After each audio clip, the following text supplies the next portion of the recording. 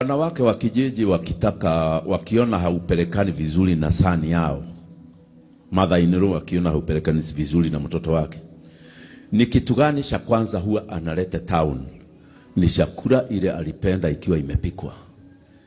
Huyo mzee ukijua mother-in-law amempa chakula na amekula, usiongee kitu, hautasikika.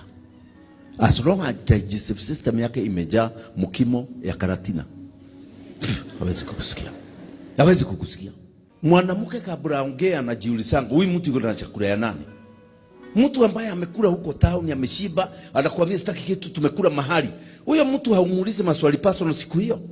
Control yake imepotea. Mwanamke akikupenda, kitu cha kwanza anafikiria ni utakula nini. Is it not automatic? It is automatic. Na ndio tunasema hivi. Wasichana na vijana wakishubiana, msichana asianze kupikia mwanaume chakula, maana haujamjua.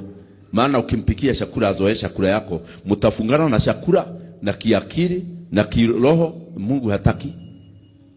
That is why hata sio vizuri, sio vizuri. Na ndio unaona vijana wananunulia wanawake tu vitu huko town na anakuweka kwa mdomo, anakuambia open your mouth.